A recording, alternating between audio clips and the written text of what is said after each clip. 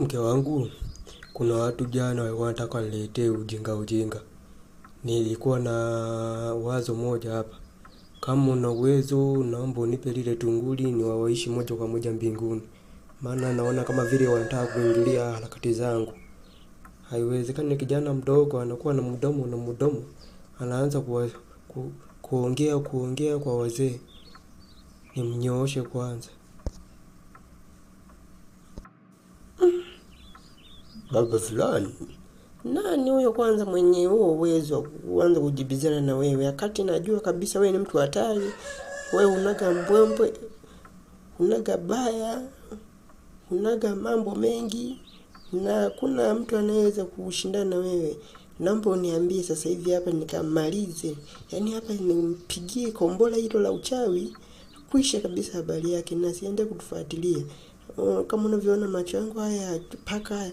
Yaani leo hii kazi inaenda kuisha. Leo hii kazi inaenda kuisha. Hapo naomba niambie jina lake hapa nianze na kazi ufanye.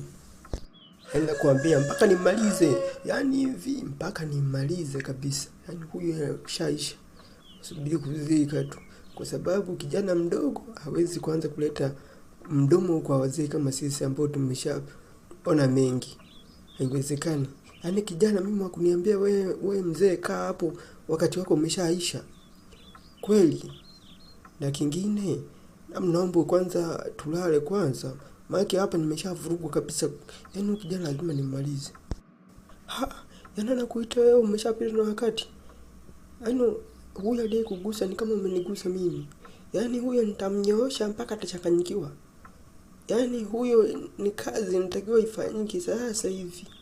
Haiwezekani kabisa. Yaani futa langu kabisa naliambia limeshapita na wakati. Hayo mambo siwezi kufumbia macho. Yaani huyo lazima mpaka aseme. Yaani huyo na yeye. Yaani huyo nitamaliza kama nishika kuku kwenye banda. Ni muda ni matter of time tu. Huyo kashaisha huyo. Kwa hiyo ndo ashaka yote kabisa. Kijana mdogo anaanza kuleta mdomo kwa wazee. Sisi ndo wachawi sasa.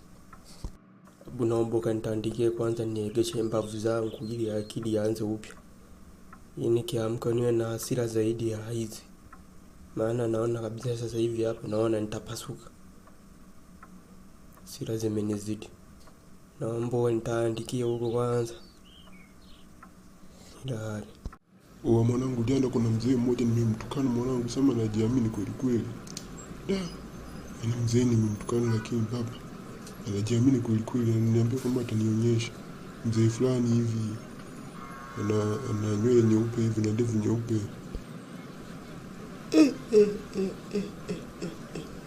Wewe yule mzee umemtukana? Yule mzee ni mchawi baba. Tayari yani mpaka hapo tayari tushaanza kuandaa mazishi yako tu. Maana mzee yule hanaga dogo, yani hata kitu atakachokuletea hilo zembwa hilo mwenyewe utakubali tu. Kwa hiyo jiandae kwenye kila kitu. Basi nitamwendea kwa yule mganga wa pale pembeni pale hivi. Labda ataweza kunisaidia maana yule mzee yani nilimwambia maneno ya shombo kweli. Na ameniahidi kabisa atanionyesha leo usiku wa leo. Yaani hapo moyo wangu nenda mbio kweli nahisi kama kunya, yani kama kukojoa, kijasho kinatoka kama hakitoki. Yaani naona tu yani nipo tu yani hata sielewi. Umechokoza fire, acha uonyeshe moto sasa. Yaani raundi hii mpaka utasema. Yaani atakushushia lazima anakuambia hivi.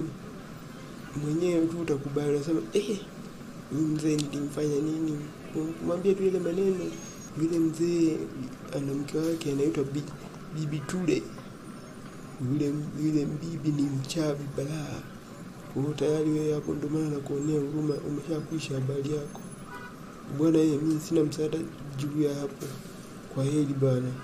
Tutakutana kijiweni huko tukawa tunakunywa zetu kahawa nini tunapiga story 1 2 3 za kubeti. Kingine hapo zaidi hapo sina cha kukusaidia chochote. Kwa heri.